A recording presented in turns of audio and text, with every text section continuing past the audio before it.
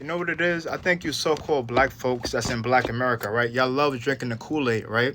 Y'all just like y'all just like it for some reason, right? Because when the truthers like us bring out the facts, y'all don't listen to the facts. Y'all don't listen to truth. Y'all rather listen to the lies, right?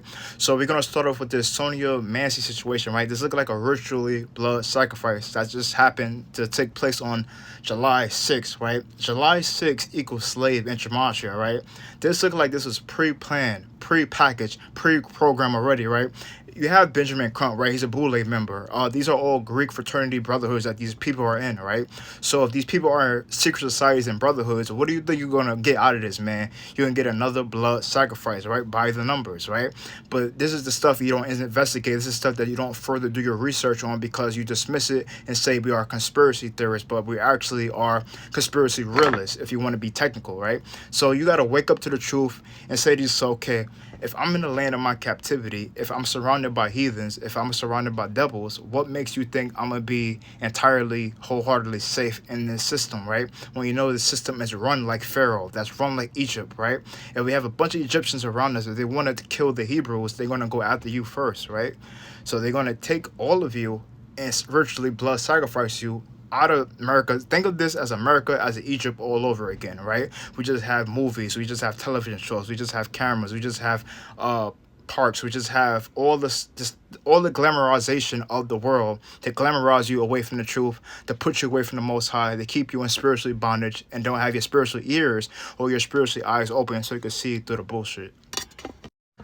This video is going out to every Kamala Harris supporter that's out there, right? If you notice that she's a part of a Greek sorority, aka sisterhood that they have going on, right? If you look at these photos, right, you can see that the Most High specifically told us not to be a part of any Greek sororities or any Greek fraternities or any brotherhoods or anything for that sort, right? There's a scripture in the book of Maccabees that talk about not honoring the Greeks, the gods, the heathens, and whatnot, right? Because you know that these heathens are given honoring devils. That's what you're doing. You're honoring, worshiping devils, right?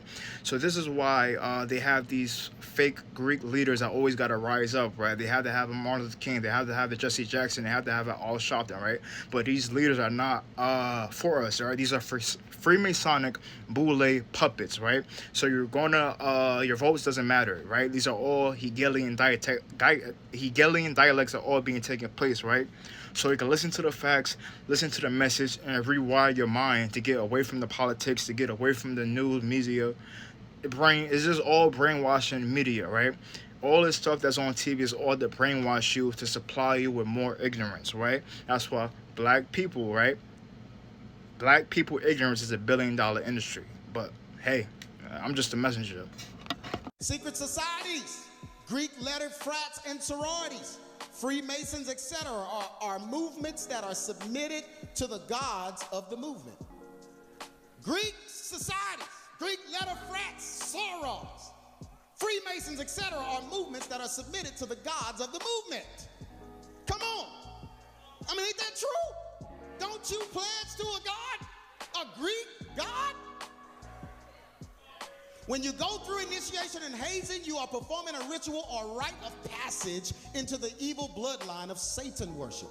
We really did somebody else's ritual and pledged our lives to Greek goddesses and our allegiance to entities in a church.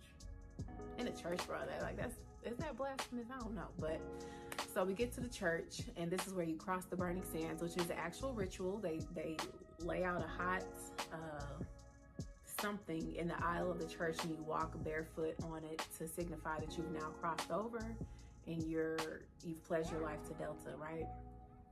But before all that, we have the initiation ceremony. They're all dressed in a certain color. We're all dressed in white, and they have like a red pillow at the foot of an altar. It's literally an altar. It's called an altar. There's an altar with a white tablecloth, red and white candles, and other symbols set up on the table. And in order to become a Delta, you get on your knees on the red pillow in front of the whole church and sorority, and you say, I do. That's what we did. You have to sign your name on a contract, and you say you're pledging your life until the day of final judgment to Delta. The president asks you if you do, you say, I do. Somebody says, well, how is it Satan worship? You don't remember what I told you? Mythology are the legends in which demons disguise themselves. They let you know they was a bunch of demons, you ain't pledging. But if they look like an old Greek god that had the power to make the sun rise and fall or cover the world with his body, then it looks, oh yeah, that's just a legend. Where do you think the legend came from? These guys were describing what demons were to them.